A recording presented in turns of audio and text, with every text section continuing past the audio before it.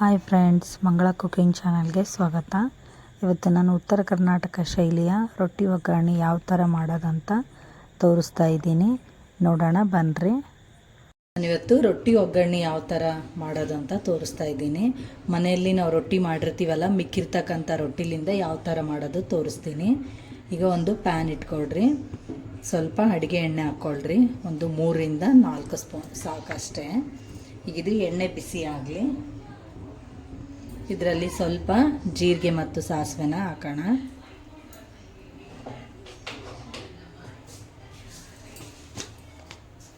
ಇನ್ನು ಸ್ವಲ್ಪ ಜೀರಿಗೆ ಸಾಸಿವೆ ಹಾಕ್ತೀನಿ.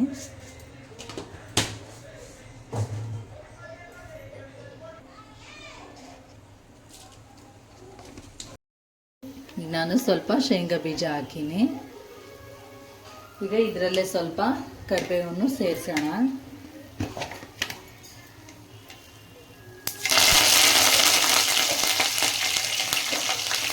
ನಾನೊಂದು 2 ಹಸಿಮೆಣಸಿನಕಾಯಿ ಹಾಕ್ತೀನಿ.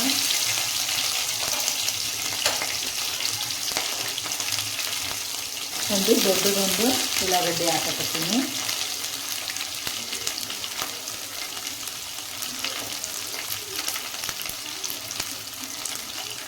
ಈಗ ಒಂದು ಟೊಮೆಟೊ ಹಾಕ್ತೀನಿ. ಇವೆಲ್ಲವೂ ಚೆನ್ನಾಗಿ ಫ್ರೈ ಆಗಲಿ. ಇದು ಸ್ವಲ್ಪ ಹುಣಸೆ ಹುಳಿನ ನೆನೆ ಹಾಕ್ಕೊಂಡು ಇಟ್ಕೊಂಡಿರ್ರಿ. ಇದು ಒಂಥರ ಕಚೋರಿ ಥರನೂ ಅನಿಸುತ್ತೆ ನಿಮ್ಗೆ. ತಿನ್ಬೇಕಾದ್ರೆ ಟೇಸ್ಟ್ ಭಾಳ ಚೆನ್ನಾಗಿರ್ತೈತೆ. ನಿಮಗೆ ರೊಟ್ಟಿ ತಿಂದು ಬೇಜಾರಾಗೈತೆ ಅಂದಾಗ ಈ ಥರ ನೀವು ರೊಟ್ಟಿ ಒಗ್ಗರಣೆ ಹಾಕ್ಕೊಂಡು ತಿನ್ನಿರಿ, ಚೆನ್ನಾಗಿರುತ್ತೆ. ನೀವು ಇದನ್ನು ಬೆಳಗ್ಗೆ ಟಿಫನ್ ಆದ್ರೂ ಮಾಡಿಕೊಂಡು ತಿನ್ಬೋದು. ಇದು ಚೆನ್ನಾಗಿ ಬೆಂದಕ್ಕೆ ನೋಡ್ರಿ. ಈಗ ಇದಕ್ಕೆ ಸ್ವಲ್ಪ ಹುಣಸೆ ಹುಳಿನ ಹಾಕಂಬ್ರಿ. ನಿಮ್ಗೆ ರುಚಿಗೆ ಎಷ್ಟು ಬೇಕೋ ಅಷ್ಟು ನೋಡಿಕೊಂಡು ಹುಣಸೆ ಹಣ್ಣು ಹಾಕ್ಕೊಳ್ರಿ. ನಾನೀಗೊಂದು ಸ್ವಲ್ಪ ಹುಣಸೆ ಹಣ್ಣು ಹಾಕಿದ್ದೀನಿ. ಒಂದು 4ರಿಂದ 5 ಎಲೆಯಷ್ಟು ಹುಣಸೆ ಹಣ್ಣನ್ನು ನೆನೆ ಹಾಕಿ ಇಟ್ಕೊಂಡಿನಿ. ಈಗ ಹುಣಸೆ ಹಣ್ಣಿನ ಹುಳಿನ ಇದ್ರಾಗ ಹಾಕ್ತೀನಿ.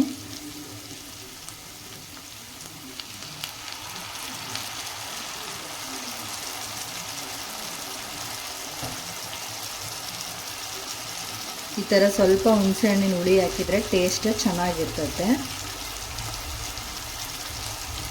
ನೀವು ಲಿಂಬೆಹಣ್ಣು ಹಿಂಡಿ ಆದ್ರೂ ನೀವು ಮಾಡ್ಕೋಬೋದು.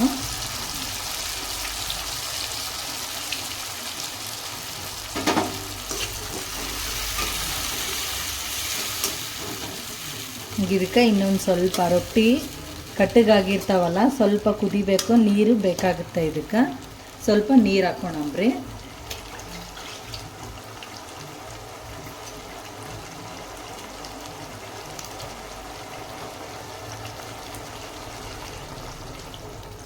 ನಾನು ಇಷ್ಟು ನೀರು ಸೇರಿಸ್ತೀನಿ.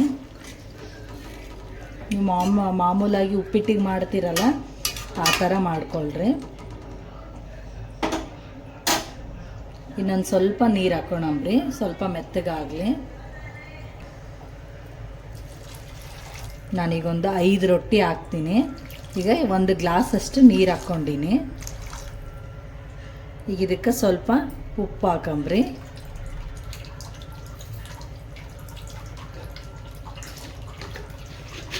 ನಿಮ್ಮ ರುಚಿಗೆ ನೋಡಿಕೊಂಡು ಉಪ್ಪು ಹಾಕ್ಕೊಳ್ರಿ. ನಾನೀಗಿಷ್ಟು ಉಪ್ಪು ಹಾಕ್ತೀನಿ.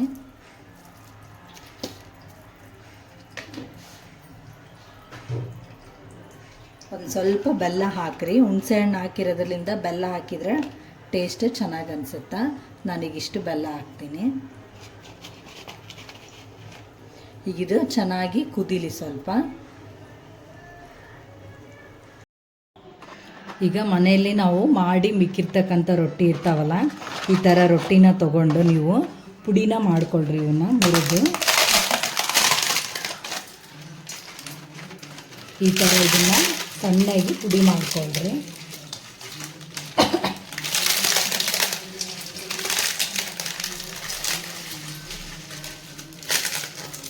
ಈ ಥರ ಮಾಡ್ಕೊಳ್ರಿ.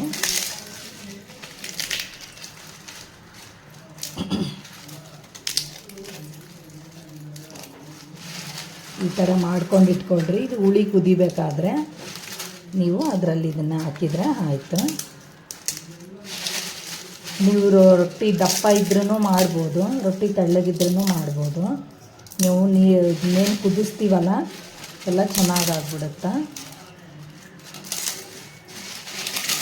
ಈ ಥರ ಇವನ್ನೆಲ್ಲ ಪುಡಿ ಮಾಡಿ ಇಟ್ಕೊಳ್ರಿ.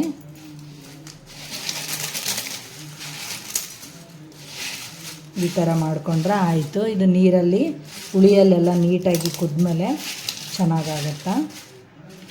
ಈ ಥರ ಮಾಡಿ ಇಟ್ಕೊಳ್ರಿ. ಈಗ ಸ್ವಲ್ಪ ಅರಿಶಿನ ಸೇರಿಸಮ್ಮ. ಇದು ಅರಿಶಿನ ನಿಮ್ಗೆ ಬೇಕಂದ್ರೆ ಹಾಕ್ಕೊಳ್ರಿ, ಇಲ್ಲಾಂದರೆ ನೀವು ಹಂಗೇನು ಮಾಡ್ಕೊಳ್ಬೋದು. ಈಗ ನೀಟಾಗಿ ಈ ಥರ ಕೈ ಆಡಿಸಿ ಇವೇನು ನಾವು ರೊಟ್ಟಿ ಮುರಿದಿಟ್ಕೊಂಡಿದ್ವಲ್ಲ ಅಷ್ಟು ರೊಟ್ಟಿನ ಇದರಲ್ಲಿ ಸೇರಿಸಂಬ್ರಿ.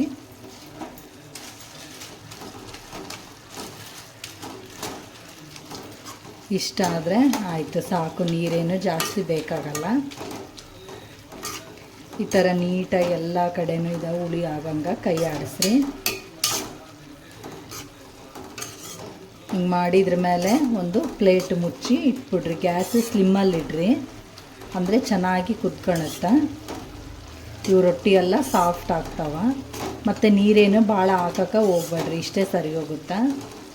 ಈಗ ಗ್ಯಾಸ್ ಸ್ಲಿಮ್ಮಲ್ಲಿಟ್ಟು ನಾನು ಮುಚ್ಚಿಟ್ಬಿಡ್ತೀನಿ.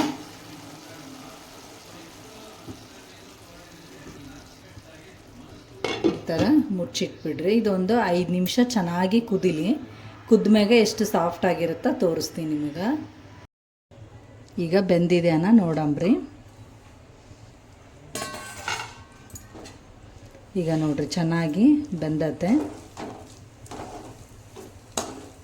ಈಗ ನೋಡ್ರಿ ಎಷ್ಟು ಸಾಫ್ಟಾಗಿ ಆಗೈತೆ. ರೊಟ್ಟಿ ಎಲ್ಲ ಭಾಳ ಸಾಫ್ಟ್ ಆಗ್ಯಾವ. ಈ ಥರ ಮಾಡಿಕೊಂಡು ತಿನ್ನಿರಿ. ರೊಟ್ಟಿ ಒಗ್ಗರಣೆ ಭಾಳ ರುಚಿ ಇರ್ತದೆ. ನಮ್ಮ ಕಡೆ ಅಂತೂ ಇದನ್ನು ಜಾಸ್ತಿ ಮಾಡ್ತಾರೆ. ನಿಮ್ಗೆ ಈ ವಿಡಿಯೋ ಇಷ್ಟ ಆಯ್ತಂದರೆ ಲೈಕ್ ಮಾಡಿರಿ, ಶೇರ್ ಮಾಡಿರಿ, ಕಮೆಂಟ್ ಮಾಡಿರಿ, ಮತ್ತು ಬೆಲ್ ಐಕನ್ನ ಪ್ರೆಸ್ ಮಾಡಿರಿ.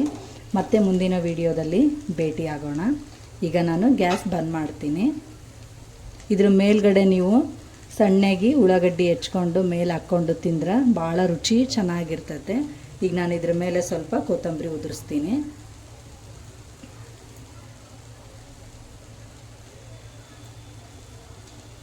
ಮತ್ತು ಮುಂದಿನ ವಿಡಿಯೋದಾಗ ಭೇಟಿ ಆಗೋಣ. ಬಾಯ್.